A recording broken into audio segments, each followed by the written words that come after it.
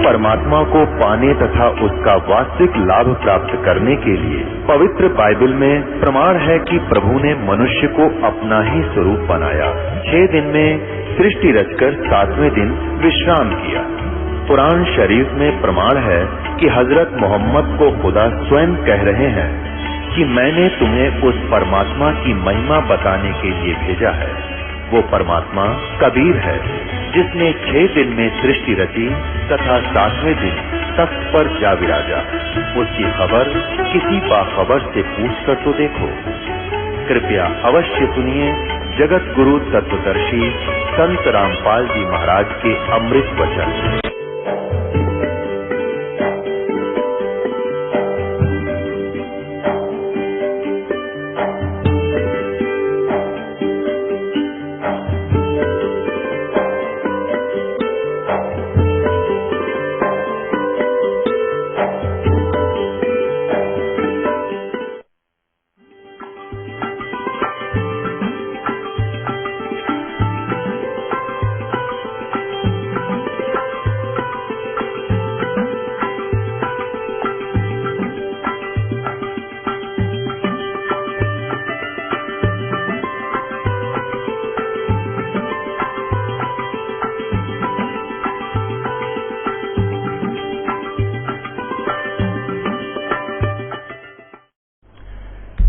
अब ये बीच बीच में अगर आपको इन विद्वानों की पोल ना खोली गई, इनके द्वारा रचे गए वो नकली नोट नहीं दिखाए गए, तो आप असली को कैसे पहचानोगे?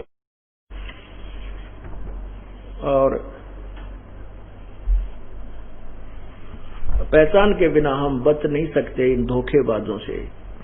यहां देखना, अब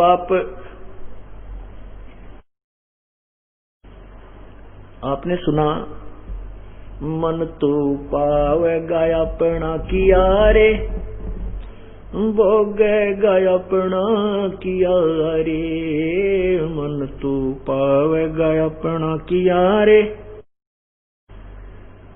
भोगेगा अपना किया रे। अब आपने वेद में पढ़ा कि हे परमात्मा आप दान देने वाले के पाप के नाश करने वाले हो। वैसे वेद के अंदर जो 4 वेद हैं इनमें कंप्लीट स्पिरिचुअल नॉलेज नहीं है। कंप्लीट माने ये रॉन्ग भी नहीं कह सकते, इसको गलत भी नहीं कह सकते, अधूरा है। यहां देव कर्तस्य का अर्थ है, देव माने अच्छी आत्मा, और फिर से साधारण आत्मा। यहां अनुवाद भी इन्होंने थोड़ा सा 19-21 किया है। फिर भी देव कर्तस्य का अर्थ है देव के दो, यानी अच्छी आत्मा जो बुराई ना करती, अपना नेक नीति से रहते हैं, वो यदि भगवान का सिमरण करते हैं तो उनके द्वारा किए गए धार्मिक यानी शुभ कर्मों, यानी वो भक्ति, सिमरण, साधना, उपासना, यहाँ उपासना से संबंध है सभी का, कि उपासना चाहे देव अच्छी आत्मा करें और चाहे जनसाधारण करें, उन सब के पाप को परमात्मा नाश कर देता है। अब जैसे किसी का थोड़ा पाप है, जिसी के कम पाप हैं वो जल्दी खत्म हो जाएंगे उसी एक माचिस की तिल्ली तक, और जिसके घने हैं, जैसे किसी का सूखा घास पूरा भरा पड़ा है खेत, तो उसी तिल्ली ने उस सारे को भी नष्ट कर देना है। मान लीजिए कोई ज्यादा अपराधी है, जैसे सदना जी जो कसाई का काम किया करता था, अजामेल जी, और भी बहुत से प्रमाण दिए हैं, वैसा थी गणका बेटी, तो उन्होंने कितने पाप किए, वो उन्होंने ज्यादा पाप इकट्ठा कर रखा था, और जो दूसरे अच्छी आत्मा थे उनके पाप थे तो उनके भी, पर उनके कम थे, पर उस सीख की तिल्ली ने तो दोनों को ही नष्ट कर देना है। तो यहाँ यजुर्वेद का यही प्रमाण है कि चाहे अच्छी आत्मा है वो भगवान की भक्ति करे, उनके भी पापों को, अपराधों को परमात्मा पूर्ण ब्रह्म नष्ट कर देता है। और चाहे पिता करे, चाहे कोई करे, मैं करूं, चाहे अनजाने में हो जा, फिर वो अनजाने के हुए पापों को भी वो नष्ट कर देता है। और जब तक हम पूर्ण परमात्मा की शरण में नहीं आते तो फिर हमें दोनों ही भोगने पड़ते हैं, पुण्य भी और पाप भी। पुण्य स्वर्ग में और पाप नरक में, 84 लाख योनियों।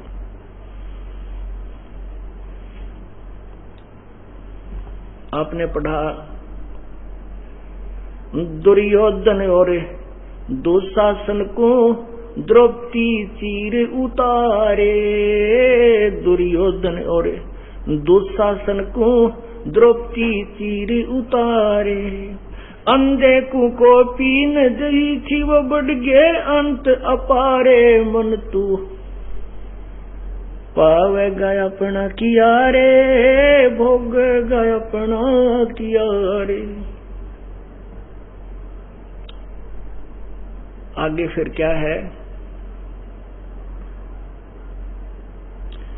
भाई, भीष्म पिता और द्रोणाचार्य वो कंस से बाणों मारे, भीष्म पिता और द्रोणाचार्य कर्ण से बाणों मारे, महाभारत में टटीरी के राखे वो घंटा टूट पड़ा रे, मन तू पावेगा अपना किया रे, भोगेगा अपना किया रे।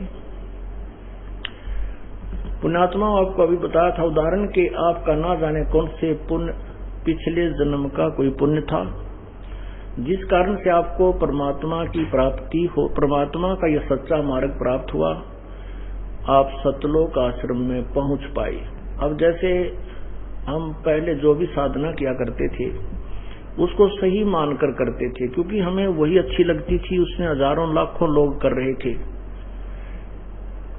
और घर में जो छोटा मोटा सुख हुआ करता जिसको हम सुख मानते थे, भाई नौकरी लग गई, पास हो गए, लड़का हो ब्याह हो गया, लड़का हो गया, लड़की होगी, और भी छोटे मोटे जो कार्य थे, कोई मकान प्लाट मिल गया, मकान मिला बना लिया, तो हम ये सोचा करते थे कि हम जो पूजा कर रहे हैं, हनुमान चालीसा पढ़ रहे हैं या गीता जी का नित्य पाठ कर लेते हैं या ज्योति लगाते हैं बाबा श्याम जी की, हमारे को श्री विष्णु जी का पूजा करते हैं, व्रत रखते हैं, इन्हीं से ये लाभ हो रहा है।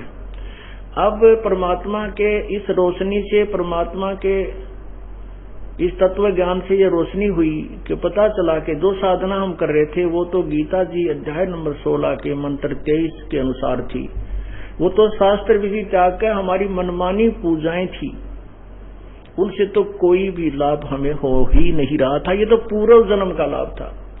अब जैसे अभी आपने सुना है कि भीष्म पिता और द्रोणाचार्य जैसे ऐसे योद्धा जिनके नाम से भी वहां पूरी सेना कांपा करती कि भीष्म पिता में और द्रोणाचार्य जिस और हो जाएंगे, जिस सेना की तरफ हो जाएंगे वो तो विजयी होंगे ही होंगे। और कहते हैं, और कर्ण यहाँ क्या बताना चाहते हैं कि भीष्म पिता और द्रोणाचार्य वो कर्ण से बाणों मारे, वो योद्धा तो मारे गए उस महाभारत के युद्ध में, और टटीरी के महाभारत में टटीरी के राखे घंटा टूट पड़ा रे। एक पूर्व जन्म की संतनी भक्तनी टटीरी थी, टटीरी एक पक्षी होता है, उसने उसी कुरुक्षेत्र के क्षेत्र में जहां पर यह महाभारत का युद्ध होना था उसमें अंडों को जन्म दे दिया, और जब उसको देखा कि चारों तरफ से सेनाएं आ रही हैं तो उसने अर्ज किया, है परमात्मा आपकी दासी के बच्चों की अंडों की रक्षा करना। कहते हैं इंद्र के हाथी का घंटाला टूट गया, वो घंटा बहुत भारी होता था, 88,000 मन का बताया, वो ऊपर से टूटकर आकर के उन अंडों के ऊपर गिर गया। अब वो इसे पाड़ने ना तो कोई उठा सके ना ठा सके, तो वहां कहते हैं पूरा महाभारत 18 करोड़ सेना कट के मर गई, अग्निबाण छूटे और पर्वतों को भी आसपास के पहाड़ों को भी राख बना डाला, लेकिन उस टटीरी भगतनी के अंडों को कोई आंच परमात्मा नहीं आने दी, चाहे कुछ भी निमित्त बनाया। तो पुण्यात्माओं जो वो तो कोई भी साधना नहीं करती थी, वो ना हनुमान चालीसा करती थी, ना साला सरजाया करती, वो ना कोई बाबा श्याम जी ने पूजा करती, श्याम जी का जन्म भी ना हुआ था जब तक, यानी ये पूजा के योग नहीं हुए थे। तो कहने का भाव ये है कि यहाँ यही बताना चाहते हैं कि पूर्ण परमात्मा की भक्ति से ही जीव को लाभ होगा। और फिर क्या बताते हैं भाई, दुर्योधन और दुशासन को द्रौपदी चीर उतारे, अंधे को पीन दई थी वो बढ़ गए अंत अपारे, मन तू पावे गया अपना किया रे, गए अपना किया रे। देते को हर देत है जहां तहां से आन, और नहीं दिया वो मांगते फिरना, फिर प्रभु सुने नहीं कान। आज आप देख रहे हो एक मनुष्य है जो कूड़ा करकट कागज चुग चुग कर अपना गुजारा कर रहा है। वो भी इंसान है, वो भी मानव शरीर है उनका। दास ने देखा, एक बार हम पुस्तक छपवाने के लिए चांदनी चौक नई दिल्ली में गए थे। नीचे प्रिंटिंग प्रेस लगी है, ऊपर कमरा किराए पर दे रखा उसने। उस कमरे को 3 पोर्शन बना रखे मजदूरों ने, जैसे ट्रेन के अंदर डिब्बे में कंपार्टमेंट में सीट होती है नीचे और ऊपर, ऐसे उन्होंने उस बना रखी और उस पर 4-4, 5-5 चढ़े, 4-5 ऊपर, 4-5 तीसरे पर, ऐसे टाइम पास कर रहे हैं। वो भी इंसान है और एक ऐसे मानव है जो 3 कोठियों का ब्यौरा ना 4 कोठियों का, एक कोठी में 6 कमरे का पता ना ऊपर नीचे। तो ये सब पिछले जन्म का किया हुआ पुण्य है। और जब हम विधिवत साधना करते हैं, पूर्ण परमात्मा की शरण में मिल जाती है, तो हमें इस जन्म में भी अगर कोई हमें आवश्यकता है, इस जन्म का किया हुआ भी हमारा पूर्व का नहीं है, तो इस जन्म में किए हुए पुण्य का भी वो परमात्मा हमें फल देना प्रारंभ कर देता है। अब जैसे आपने द्रौपदी के चीर बढ़ने की कथाएं सुनी होगी, लेकिन कारण का नहीं पता था हमें आज तक। केवल इतना जरूर सुना करते वे द्रौपदी का चीर बढ़ा दिया, भगवान श्री कृष्ण ने बढ़ा दिया। अब पहले तो ये सोचना है कि श्री कृष्ण चीर बढ़ा ही नहीं सकता। अब श्री कृष्ण जी की सतीथि से हम परिचित हो गए हैं।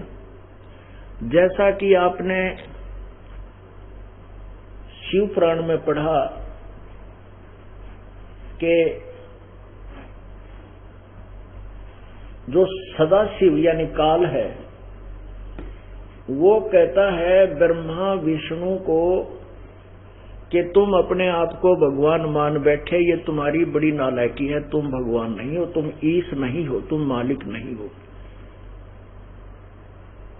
और तुम्हारा यही भ्रम मिटाने के लिए मैं यहां प्रकट हुआ हूं। एक बार ब्रह्मा और विष्णु का इस बात पर झगड़ा हो जाता है। ब्रह्मा कहता है मैं भगवान, मैं तेरा पिता, विष्णु कहता है मैं भगवान, मैं तेरा पिता। तो इसी उनके विवाद को बहुत ज्यादा बढ़ गया, लड़ने मरने को तैयार हो गए। तो सदाशिव यानी काल भगवान ने, उनके पिता ने, उनके बीच में एक तेजो में लिंग, एक खंबा स्थापित कर दिया। वो झगड़ा छोड़कर उसकी खोज में लग गए। ब्रह्मा ने झूठ बोल दिया कि मैंने इसका एंड देख लिया।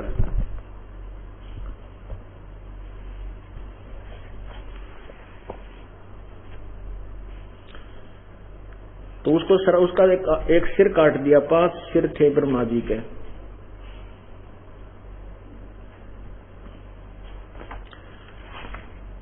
और फिर वो जो सदाशिव यानी काल प्रकट हुआ, उसने फिर उन दोनों को कहा कि तुम नालायक हो। ये देखिएगा, ये शिव महापुराण, इसमें संस्कृत भी साथ है और ये कहां से प्रकाशित है ये देखिएगा। ये है श्री शिव महापुराण। ये विद्यारिझी पंडित ज्वाला प्रसाद मिश्र कृत हिंदी टीका सहित कहां से प्रकाशित है? खेमरा श्री कृष्ण प्रकाशन बंबई से। और यहां देखिएगा, ये विद्वेश्वर संहिता, ये है विद्वेश्वर संहिता नंबर 1, संख्या 1, अध्याय 9, और ये पृष्ठ ऊपर है, देखना यहां पर 17 पे, या नीचे देखिए। ये काल कहता है कि मेरे सकल और निष्कल भेद से 2 स्वरूप हैं, परंतु इस तुम ईश्वर नहीं, देखो, परंतु और ईश्वर नहीं, मेरे से अतिरिक्त कोई ईश्वर नहीं, ये काल कहता। इस कारण उनके दो रूप नहीं हो सकते, पहला सतम रूप और दूसरा पीछे मूर्तिमान रूप धारण किया। इसमें ब्रह्म रूप निष्कल और ईश्वर ईश रूप सगुण। आगे देखना, मेरे ये दोनों रूप सिद्ध हैं, दूसरे किसी के नहीं, ये काल बोल रहा है, हो सकते। इस कारण तुम दोनों को, ब्रह्मा विष्णु को कहते हैं, तुम दोनों को अथवा दूसरों को ईश्वरत्व की प्राप्ति नहीं हो सकती। तुमने जो अज्ञान से अपने को ईश मान लिया, ये देखना कि तुमने अपने को जो ईश मान लिया, ईश माने भगवान माना, यह बड़ा अद्भुत हुआ। इसके दूर करने को ही मैं रण स्थान में आया। अब तुम अपना अभिमान त्याग कर मुझ ईश्वर को अपनी बुद्धि लगाओ। मेरे प्रसाद से लोक में सब अर्थ प्रकाश करते हैं। नीचे देखिएगा, मैं ही परब्रह्म हूं, ये काल बकवाद कर रहा है, मैं ही परब्रह्म हूं, मेरा ही कल अकल सब है, ब्रह्म होने से मैं ईश्वर हूं। अनुग्रह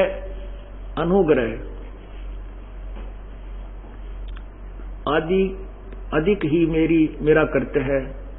सर्वव्यापी होने से, जगत के वर्धक होने से मैं ब्रह्मा हूं। हे ब्रह्म केशव, समतव और व्यापक होने से मैं आत्मा हूं। यहां देखो नीचे, मैं सबका ईश्वर हूं, यह मेरा, आगे देखना इधर,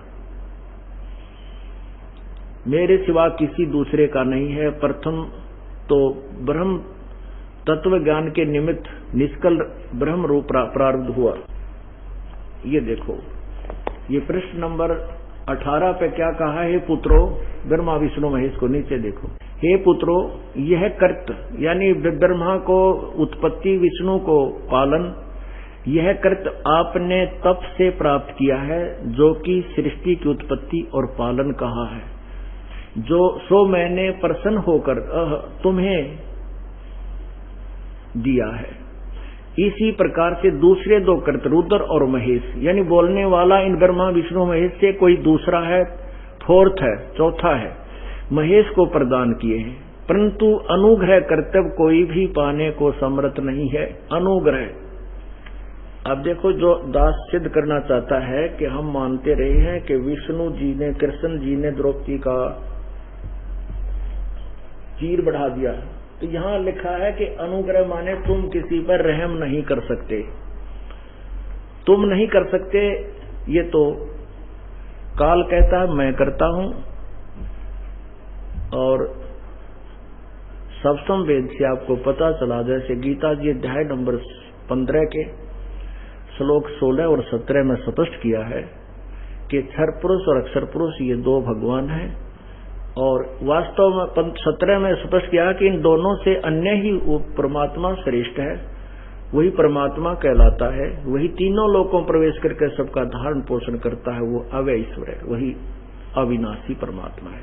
गीता जी अध्याय नंबर 3 के मंत्र 12 से लेकर 15 में स्पष्ट, 10 से लेकर 15 में स्पष्ट किया है कि जो यज्ञ नहीं करते वो पापी हैं, और यज्ञ करने से इन देवता बड़े होते हैं। देवताओं को बढ़ाने के लिए बड़े हुए देवता आपको बिना मांगे फल देते हैं। जैसे शास्त्र अनुकूल साधना का एक सीधा पौधा हम बीजते हैं तो जड़ की पूजा करते हैं। उस जड़ की पूजा करने से फिर वो पौधा उस जड़ से खुराक जाकर के टहनियों के ऊपर फल लगते हैं। यदि हम जड़ की पूजा नहीं करेंगे तो पौधा ही सूख जाएगा, वो टहनी ही नहीं रहेंगी। गीता जी अध्याय नंबर 3 के 14-15 में लिखा है कि सभी प्राणी अन्न से उत्पन्न होते हैं। अन्न वर्षा से होता है, वर्षा यज्ञ से होती है, और यज्ञ शुभ कर्म से होते हैं। कर्म लगाए ब्रह्म ने, ब्रह्म की उत्पत्ति हुई अविनाशी परमात्मा से, और वो अविनाशी, वो परम अक्षर ब्रह्म ही, पूर्ण परमात्मा ही सभी यज्ञों में प्रतिष्ठित है। वही पूजा, उसी को पूर्ण परमात्मा को ही की पूजा करने से सभी यज्ञ सफल होती है। कोई भी से हम दान करते हैं, दान यज्ञ, धर्म यज्ञ, ज्ञान यज्ञ, दान यज्ञ, जो भी हम या साधना करते हैं, उसी परमात्मा के निमित्त करने से वही हमें फल देता है। वो जिस भी इष्ट के हम पुजारी होते हैं उसी का रूप भी बना सकता है, उसी गुरु के रूप में भी आकर के वही पूर्ण परमात्मा हमें फल देता है। तो यहाँ क्या कहना चाहता है ये दास कि द्रौपदी जी के पूर्व जन्म का कोई पुण्य नहीं था, उसके ऊपर ये आपत्ति आनी थी। और हम कबीर परमात्मा की आत्मा है, काल भगवान ने हमारे सुख, हमारे लिए कोई लेना देना नहीं है। हम चाहे दुख पावें चाहे हम नरक में जाएं, उसने तो हमारे से अपना उल्लू सीधा करना है।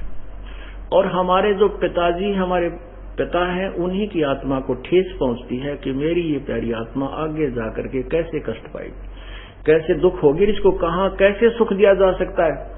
अब जो भी आज देव बना है, ब्रह्मा विष्णु महेश बना है, या कोई अन्य राष्ट्रपति बना है, प्रधानमंत्री, ये पहले कभी ना कभी किसी समय में परमात्मा कबीर प्रभु की शरण में आए हुए थे। उन्होंने उन्हीं के बताए अनुसार विधिवत कुछ साधनाएं कुछ समय की हुई हैं, जो अब सच साधना पर नहीं लग रहे हैं, तो अपने पूर्व जन्म के पुण्यों को नष्ट कर रहे हैं। तो ऐसे ही परमात्मा को फिर उस आत्मा जो कभी परमात्मा से संबंधित रही है किसी भी युग में, कहते हैं परमात्मा कह रहे हैं कि जो जन मेरी शरण है ताका हूं मैं दास, और गेल गेल लाग्या फिरूं जब तक धरती आकाश। उसी विधान अनुसार परमात्मा इस द्रौपदी के पीछे पीछे था। तो ये देवी का अवतार थी, दुर्गा का अवतार। अवतार का अर्थ यही होता है कि वो स्वयं ही होती है, क्योंकि वो अपने वहां से, अपने शरीर से उसके पास एक पावर है, अपनी सबस सिद्धि से वो अन्य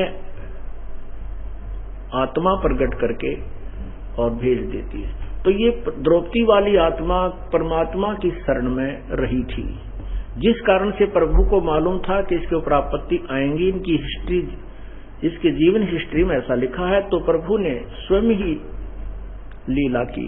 द्रौपदी स्नान करने के लिए जब ये अनमैरिड थी, अपने पिता द्रुपद राजा के घर पे थी, स्नान कर, जब ये युवा हुई, शादी से पूर्व ये स्नान करने के लिए गंगा पर जा रही थी। गंगा के दरिया के ऊपर एक लड़कियों के नहाने का एक स्थान बना रखा था, जिसको लेडीज घाट बोलते हैं, जनाना घाट। तो वहां अपनी सैकड़ों सहेलियों के साथ प्रतिदिन द्रौपदी स्नान करने जाया करती थी।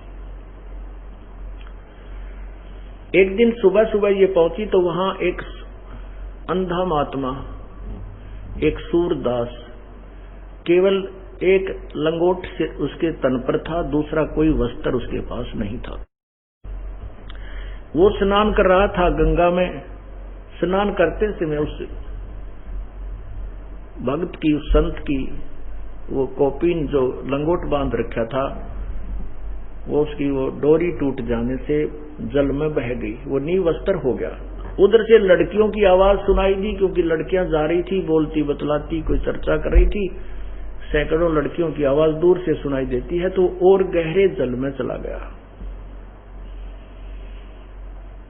वो छाती के यहां तक जल में चला गया और ऐसे हाथ मारने लगा जैसे कोई खोई हुई वस्तु को ढूंढ रहा हो। द्रौपदी ने जाकर देखा कि सामने दरिया में एक साधु स्नान कर रहा है। पुण्यात्मा जो होती हैं वो संत भगत को देखकर बड़ी प्रसन्न होती हैं, चाहे वो राजा है चाहे रंक है। अब द्रौपदी ने सोचा कि साधु स्नान कर रहा है, हम भी स्नान कर लेते हैं। स्नान करने के उपरांत साधु के पास बैठेंगे, भगवान की चर्चा इनके मुखारविंद से सुनेंगे, आशीर्वाद प्राप्त करेंगे। इस दृष्टिकोण से द्रौपदी स्नान करने लग गई। स्नान करने के बाद जब उसने देखा कि साधु तो अब भी जल से बाहर नहीं आया है, दरिया में खड़ा है, लेकिन नहा नहीं रहा, ये तो कुछ ढूंढ रहा है।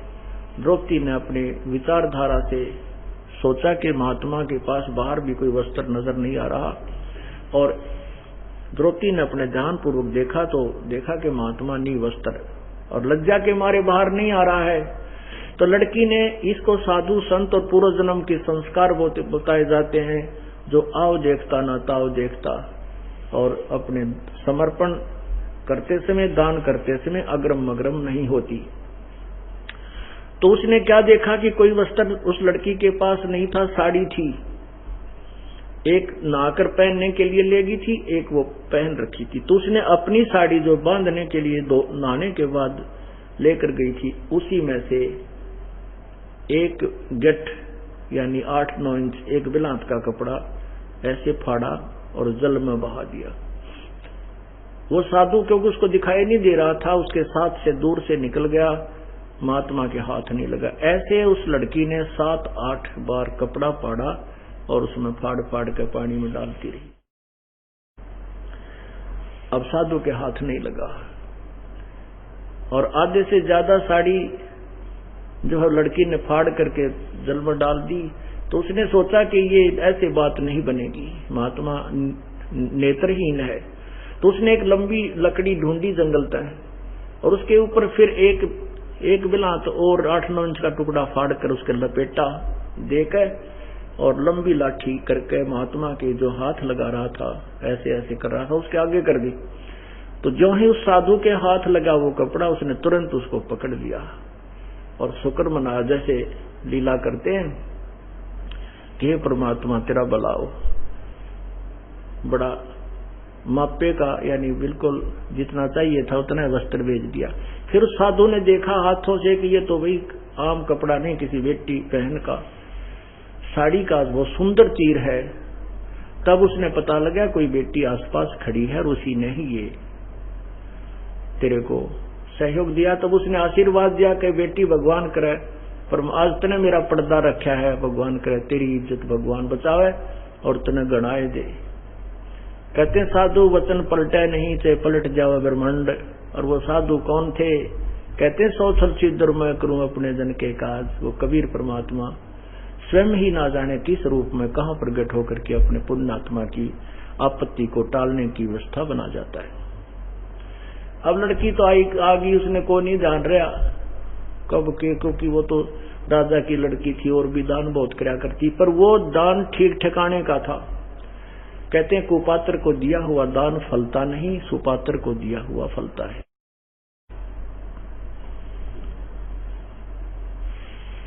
तो वो फिर क्या होता है, जब लड़की का ब्याह, द्रौपदी का विवाह हो गया और फिर जुए में वो 5 पांडव द्रौपदी को भी हार जाते हैं।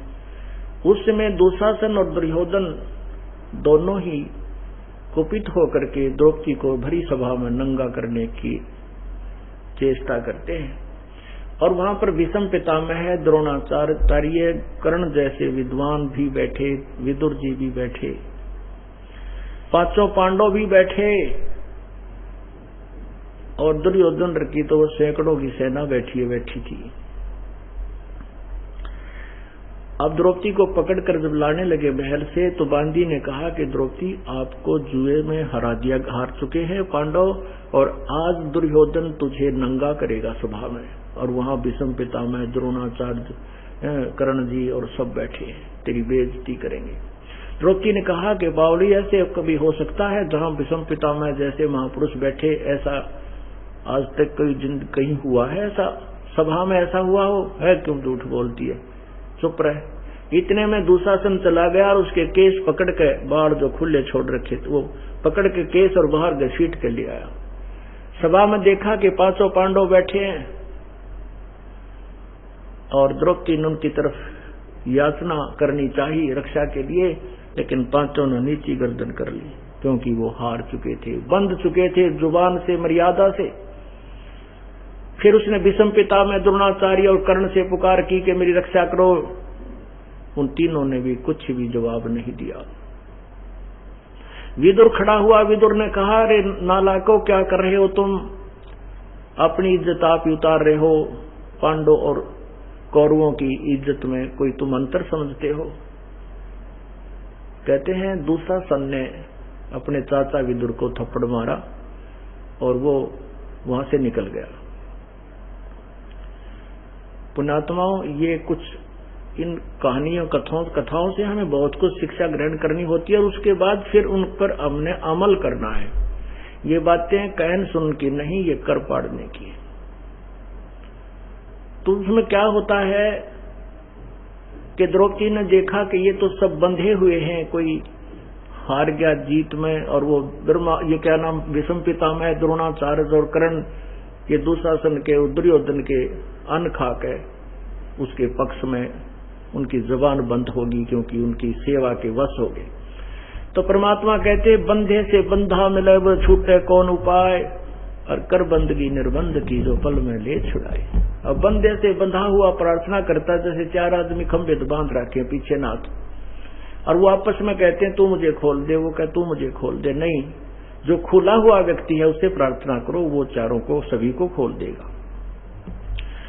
तो तब द्रौपदी ने देखा कि तो झूठी, मैं समझ रही थी कि मेरे पांचों पांडव धरती तोड़ देंगे अगर मेरे ऊपर हाथ कर दिया किसी ने। यही भ्रम मिटाने के लिए परमात्मा ने ये सब व्यवस्था की। जब तक हम इस सब संसारिक अंगे न छोड़कर जब तक हम एक परमात्मा का सहारा नहीं तकते तब तक वो साथ हमारा नहीं दे पाता। तब द्रौपदी ने सच्चे दिल से पुकार की थी, ये परमात्मा आज अपनी दासी की इज्जत रखना, आपके बगैर आपके अतिरिक्त मेरा कोई नहीं है। उधर से कृष्ण उनका गुरु थे, कृष्ण जी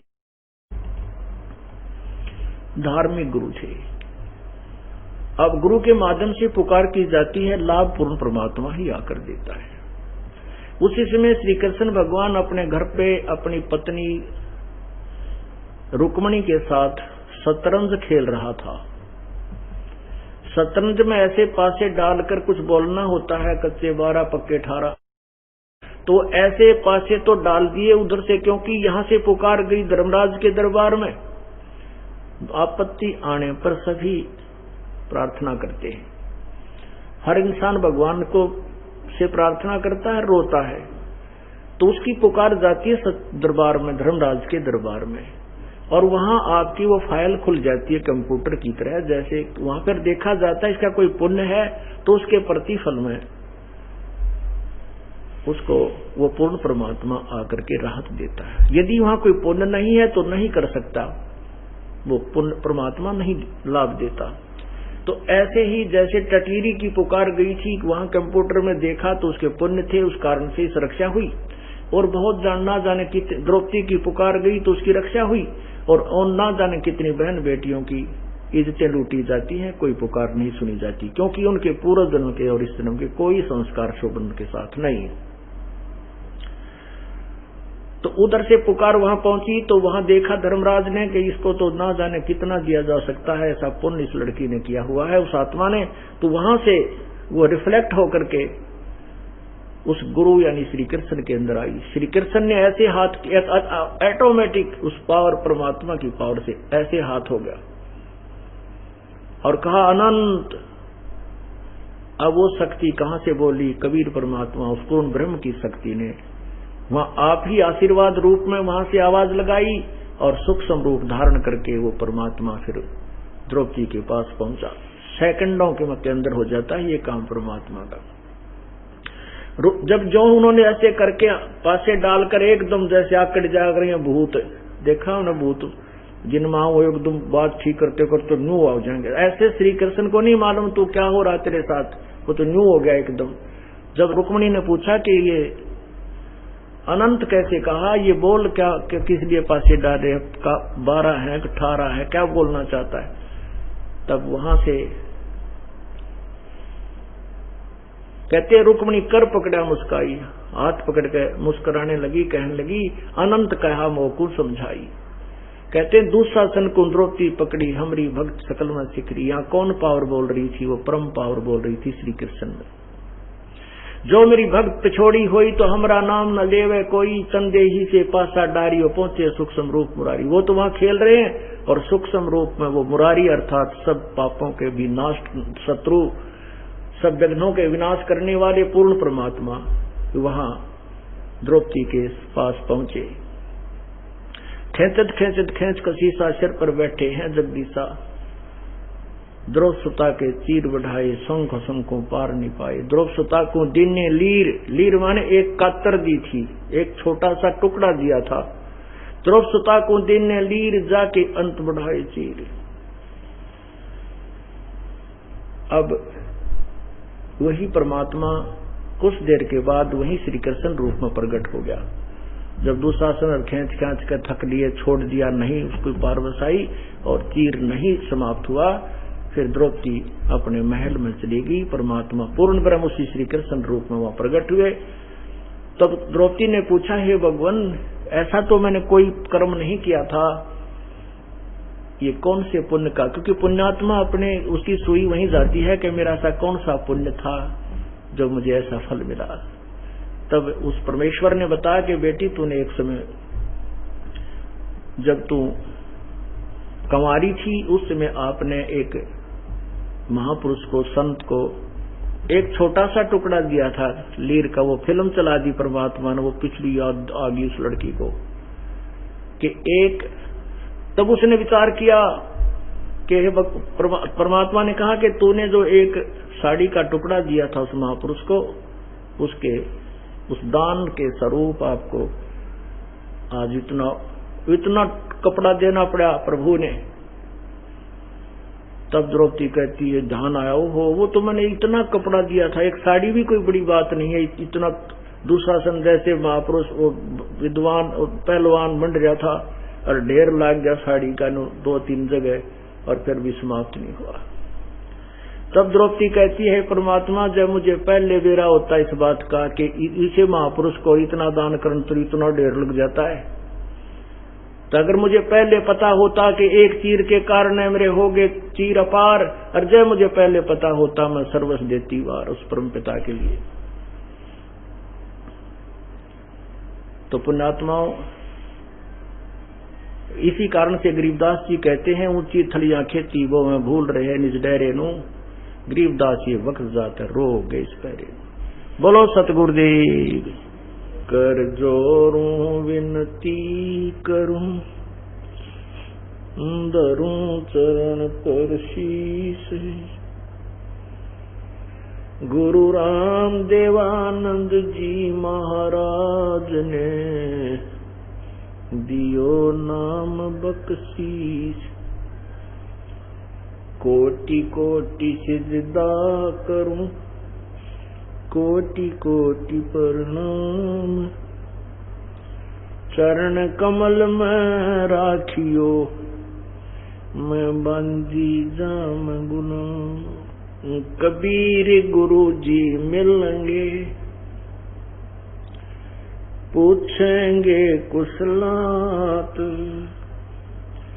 आद अंत की सब कहूं, अपने दिल की बात। जय इब कै सतगुरु मिले, सब दुख आँखों रोए, चरणों ऊपर शीस धरूं, कहूं जो कहनी हो। जय इब कै सतगुरु मिले, सब दुख आँखों रोए, चरणों ऊपर शीस धरूं, कहूं जो कहनी हो। कबीर गुरु जी मिलेंगे, पूछेंगे कुशलात, आज अंत की सब कहूं, अपने दिल की बात। गुरु जी तुम ना भूलियो, चाहे लाख लोग मिल जाएं,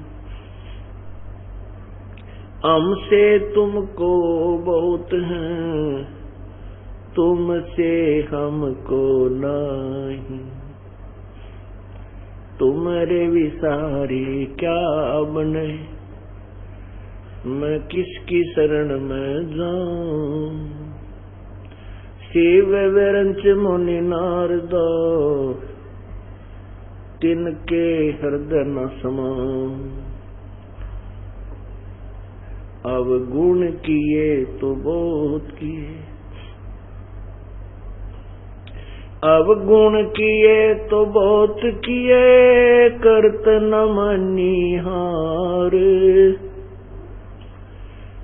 बावे बंदा बख्श दियो हो, बावे गर्दन उतार। अवगुण मेरे बाप जी,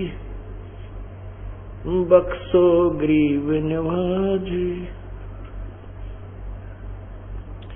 जो मैं पूत कपूत हूँ, बोर पिता कुनाद। मैं अपराधी जन्म का, नक्सक भरे विकार। तुम दाता दुख भंजना, मेरी करो संभार। कुत्ता तेरे दरबार का, मोतिया मेरा नाम। गले प्रेम की रस्सी, जहाँ खेचो जाऊं। तो करो तो बावड़ू, दूर दूर करो तो जाऊं। जो राखो त्यों ही रहूं, जो देवो सुख। बंदी छोड़ दयाल जी, तुम तक हमारी दौड़। जैसे कागज जहाज का, अब सूजत और न ठोरे। नर सुन रे मूड गंवारा, भाई राम भजन तत्सारा। नर सुन रे मूड गंवारा, भाई राम भजन तत्सारा। राम भजन बिन बैल बनेगा, शुक्र स्वान शरीरम। कौवा खरकी दे दरोगे, मिटे नया तकसीरम। राम भजन बिन बैल बनोगे, शुक्र स्वान शरीरम। कौआ खरकी दे धरेगा, मिटे नैया तकसीरम। कीट पतंग भवंग होत है, गिद्दड़ जम्बक जूनी। बिना भजन जड़ वृक्ष कीजिए, पद बिन काया सोनी। कीट पतंग भवंग होत है, गिद्दड़ जम्बक जूनी। बिना भजन जड़ वृक्ष कीजिए, पद बिन काया सूनी। भक्ति बिना नर खर एक है, जिन हर पद नहीं जान्या। पार ब्रह्म की परख नहीं रे, पूज मरे पाषाण।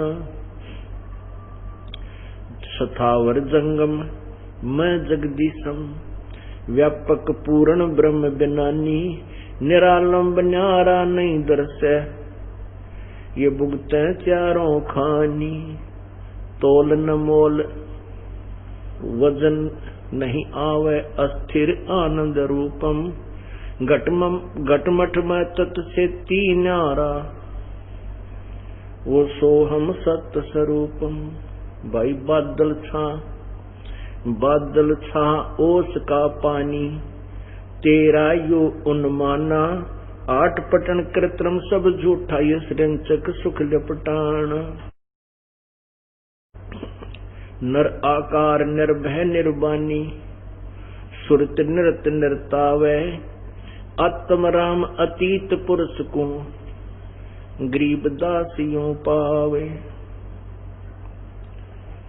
नर सुन रे मूड गंवारा, भाई राम भजन तत्सारा। परमपिता परमात्मा कबीर परमेश्वर, हम काल जाल में फंसी हुई अनजान आत्माओं को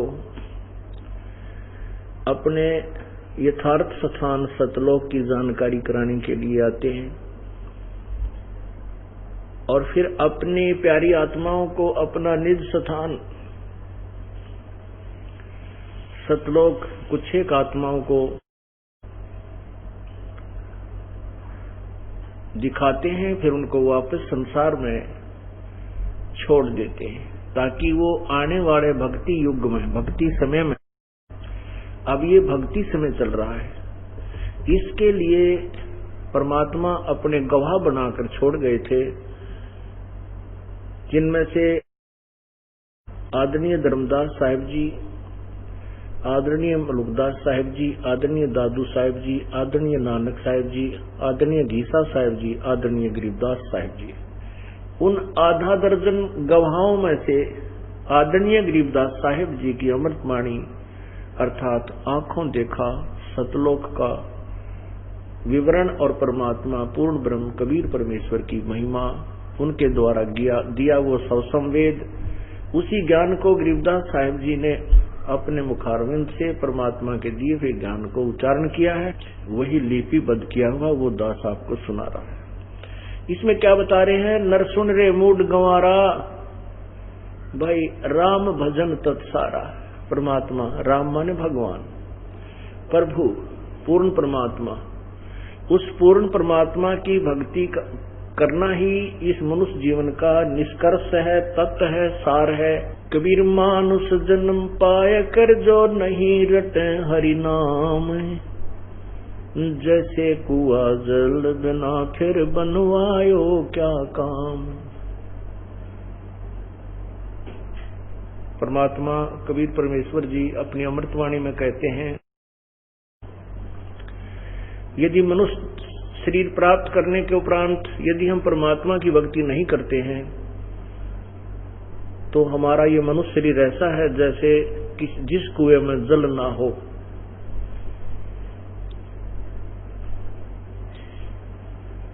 जिस कुएं में जल ना हो उसका नाम कुआं अवश्य है, लेकिन गुण कुएं के नहीं है। ठीक इसी प्रकार मनुष्य जीवन प्राप्त करके जो प्राणी परमात्मा की भक्ति नहीं करता है वो उस जल रहित कूप के तुल्य है, अर्थात यूजलेस है, उसका कोई लाभ नहीं है। उसी के विषय में कबीर परमेश्वर जी बता रहे हैं, गरीबदास जी महाराज उन्हीं के अमृतवाणी के ज्ञान को हमें सुना रहे हैं। नर सुन रे मूड गंवारा, भाई राम भजन तत्सारा। यदि आप परमात्मा की भक्ति नहीं करते हो तो क्या बनेगा? राम भजन बिन बैल बनेगा, ये सुकर स्वान शरीरम। भाई कौआ खर की दे धरेगा, मिटे नया तकसीरम। पुण्यात्माओं, मनुष्य जीवन प्राप्त प्राणी ये समझ बैठता है कि मैं ऐसे ही सदा मनुष्य बना रहूंगा, और कुछ अधूरे ज्ञान युक्त संत जन भी ऐसा भ्रमित ज्ञान देते हैं, कहते हैं कि जो मनुष्य हैं वो तो मनुष्य ही रहेंगे और जो अन्य प्राणी हैं वो अन्य प्राणियों का ही जीवन भोगते रहेंगे, फिर भगवान की भक्ति की आवश्यकता ही नहीं है। यदि ऐसा ही है कि मनुष्य मनुष्य ही रहेंगे और गधे गधे ही बने रहेंगे तो फिर भक्ति की कोई आवश्यकता ही नहीं, जो महसूस नहीं होती। लेकिन ऐसा नहीं है। अपने संस्कार के अनुसार प्राणी मनुष्य शरीर प्राप्त करके उसके उपरांत अन्य योनियों को भी भोगता है। कब तक भोगता है? जब तक उसको पूर्ण संत, पूर्ण परमात्मा की भक्ति प्राप्त नहीं होती। जैसा आज दिन के समय आपने सत्संग में सुना था कि मन तू पावेगा अपना किया रे और भोगेगा अपना किया रे। जब तक हम पूर्ण परमात्मा की भक्ति पूर्ण संत के द्वारा नहीं प्राप्त करते हैं तब तक तो ये रूल है, ये नियम है, ये संविधान है कि जैसे कर्म प्राणी करेगा वो दोनों ही भोगने होते हैं। हम ब्रह्मा जी, विष्णु जी, शिव जी की पूजा करते हैं तो भी हमें वो दोनों ही कर्म भोगने पड़ेंगे, और हम ब्रह्म और परब्रह्म यानी अक्षर पुरुष की भी भक्ति करते हैं तो भी दोनों ही कर्म भोगने पड़ेंगे, पुण्य भी और पाप भी। लेकिन हम पूर्ण परमात्मा सत्य पुरुष कबीर देव की, कबीर प्रभु की, कबीर परमेश्वर की भक्ति करेंगे पूर्ण संत से प्राप्त करके। वैसे नहीं केवल कबीर पंथी बने हुए हैं और उनको ज्ञान कबीर साहब का है नहीं, ना उनके पास वो वे ऑफ वर्शिप, वो पूजा का मार्ग नहीं है जो कबीर साहब का है, इसलिए वो कबीर पंथी कहलाते हैं, लेकिन वो कबीर पंथी है नहीं। कबीर पंथी माने जो कबीर जी ने मार्गदर्शन किया है, हम उस रास्ते चल रहे हैं तो हम उसके मार्ग पर चलने वाले हैं, हम कबीर पंथी हैं। यदि हम कबीर साहब के बताए मार्ग के विपरीत जा रहे हैं तो हम बेशक कबीर पंथी कहें, हम कबीर पंथी नहीं हैं। जैसे हमने दिल्ली को जाना है तो हम दिल्ली पंथी हैं, और हम यहाँ बरवाला से सिरसा की तरफ जा रहे हैं और कह रहे हैं हम दिल्ली पंथी हैं। हम दिल्ली मार्ग पर नहीं जा रहे, हम विपरीत दिशा को जा रहे हैं, भले ही हम अपने आप को अज्ञानतावश कबीर दिल्ली मार्ग पर जाने वाले ही कह रहे हों। तो कबीर परमेश्वर ने जो भी ज्ञान दिया है, जो भी वे ऑफ वर्शिप पूजा की विधि बताई है, यदि हम उसके अकॉर्डिंग कर रहे हैं तो हम कबीर पंथी हैं, अन्यथा नहीं है। तो इसलिए यहाँ ये बताया जा रहा है कि राम भजन बिन बैल बनेगा शुक्र स्वान शरीरम, और कौवा खर की दे धरेगा मिटे नया तकसीरम। ये तकसीर, ये जो दुख आपका कभी समाप्त नहीं होगा। गधा बनेगा, बैल बनेगा, शुक्र सुअर बनेगा, कुत्ता बनेगा और कौवा बनेगा, अर्थात नाना भिन्न भिन्न प्रकार की योनियों का कष्ट तो उठाएगा ही उठाएगा। कीट और कबीर परमेश्वर की चरणों में आने के बाद फिर ये संकट हमारे सब मिट जाएंगे। जैसे सतगुरु के उपदेश का भाई लाया एक विचार, जय सतगुरु मिलते नहीं जाते नरक दुआर। नरक द्वार में दूत सब, नरक द्वार में दूत सब करते खेचातान, उनसे कबू नहीं छूटता फिर फिरता चारों खानी। चार खानी में भरमता कबो न लगता पार, सो फेरा सब मिट गया सतगुरु के उपकार। यदि सतगुरु नहीं मिलते, सतगुरु का अर्थ होता है जो सच्चा ज्ञान दे अकॉर्डिंग टू द शास्त्र, यानी हमारे सदग्रंथों के अनुसार विधि बतावे, उसको आदेश हो नाम देने का, वो अधिकारी हो नाम देने का। अब ये नाम प्राप्त करके इस दास से सार नाम भी प्राप्त कर लिया और फिर आप खुद वो नाम देने लग जाए, किसी थर्ड पर्सन को से मान ले वो एक नकली ड्रामा भी कर ले कि मैंने उससे आदेश ले लिया नाम देने का, नहीं, क्योंकि जिससे उसने नाम लिया है वो अधिकारी ही नहीं है इस नाम के देने का। तो ऐसे कोई उपदेश देता है तो वो अपना भी जीवन और उन भोली आत्माओं का जीवन व्यर्थ कर रहा है। जैसे सरकार का, गवर्नमेंट का एक प्रतिनिधि होता है, कोई जैसे ये बोर्ड बना, एसएस बोर्ड बनाया हुआ है, तो उसमें जो चेयरमैन होता है वो अपॉइंटमेंट लेटर पर साइन कर देता है, तो उस बच्चे की नौकरी पक्की हो जाती है सरकार में। और उस अपॉइंटमेंट लेटर में 5-4 पंक्तियां होती हैं, लाइन होती हैं, उसमें लिखा होता है कि you are hereby appointed for the post of such and such, your salary will be such and such, these will be term and condition, और वो नीचे साइन कर देता है चेयरमैन। तो उस लड़के को वो नौकरी प्राप्त होगी, सारी सुविधा सरकार देगी। यदि उन्हीं 5-4 पंक्तियों को कोई भी टाइप करवा कर एनीबॉडी दस्तक कर दे तो किसी को वो लाभ नहीं मिल सकता जो उस अधिकारी के द्वारा, गवर्नमेंट द्वारा नॉमिनेटेड, गवर्नमेंट द्वारा अपॉइंटेड वो चेयरमैन के साइन से जो लाभ मिला, अन्य व्यक्ति के साइन करने से, दस्तक करने से, हस्ताक्षर करने से कोई लाभ नहीं मिलता। ऐसे ही अधिकारी के बिना ये उपदेश लिए बिना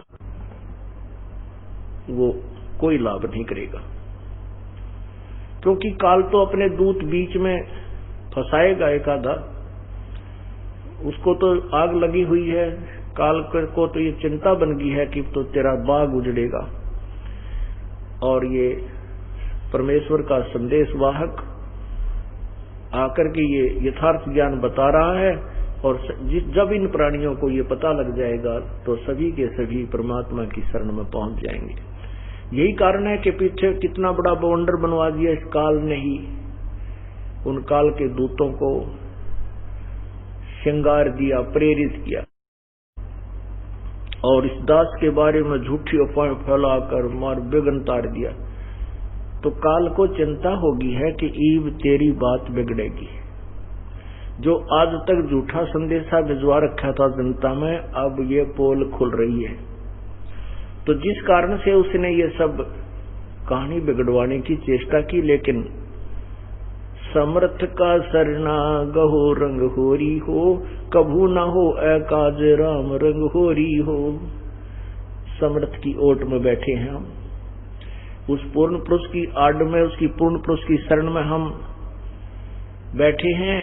हमारा कभी अकाज नहीं हो सकता। तो इसी प्रकार काल अपने दूत इसी संगत में एक दो तो हो चुके हैं, लेकिन उनकी दाल नहीं गल पाएगी।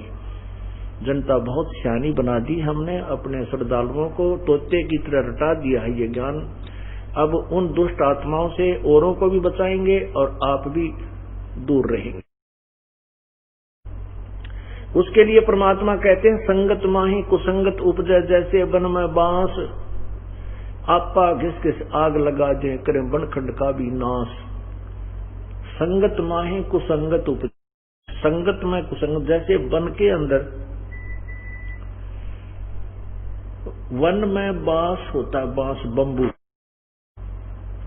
और वो लंबा बहुत हो जाता है, और उसी वन में बड़े सुंदर फलदार वृक्ष भी होते हैं, चंदन के पेड़ भी होते हैं, बाग बगीचे भी होते हैं, अंगूरों की बेल भी होती है, आम भी होते हैं, सेब संतरे भी होते हैं। लेकिन वो संगत माहे कुसंगत उपजे, वो बांस रूपी कुसंगत उपजार, वो हवा तेज चलती है तो बांस आपस में ऐसे हिल हिल कर और वो अग्नि लगा देते हैं, पूरे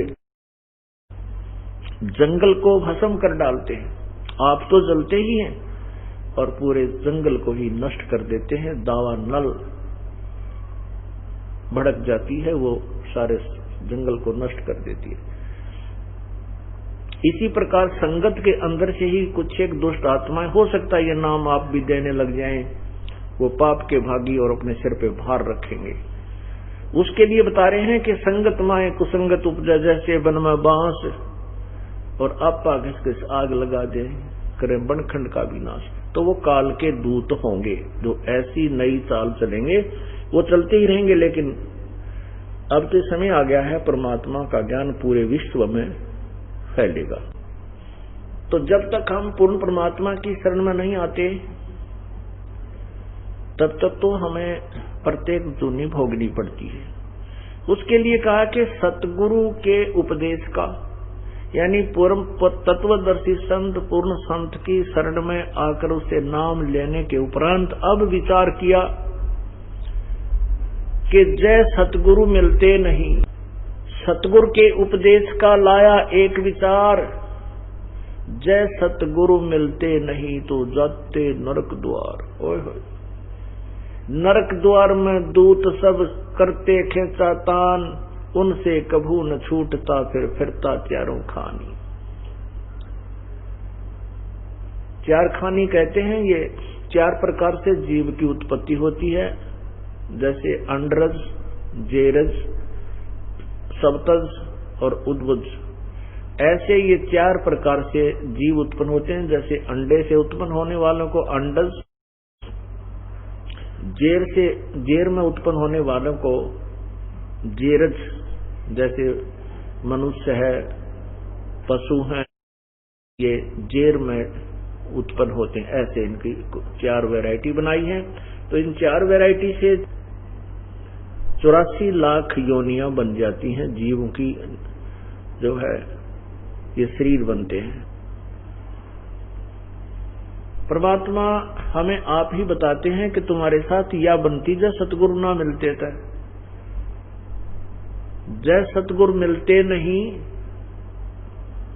जाते नरक द्वार, और नरक द्वार में दूत सब करते खेचा तान, उनसे कभू ना छूटते। ओए होए, फिर फिरते चारों खान। नरक में जाते, वहां पशुओं की तरह नरक में, जैसे पशु को फाटक में बंद करने के लिए लठ मार मार के रोका जाता है, ऐसे ही वहां नरक के अंदर इन प्राणियों को बाई फोर्स यम के दूत कूट कूट कर उस नरक के अंदर ठोकते हैं। वहां ये प्राणी वापस भागता है कि वहां पर हाहाकार मची हुई, और फिर यम के दूत उसको कूट छेद कर उसके अंदर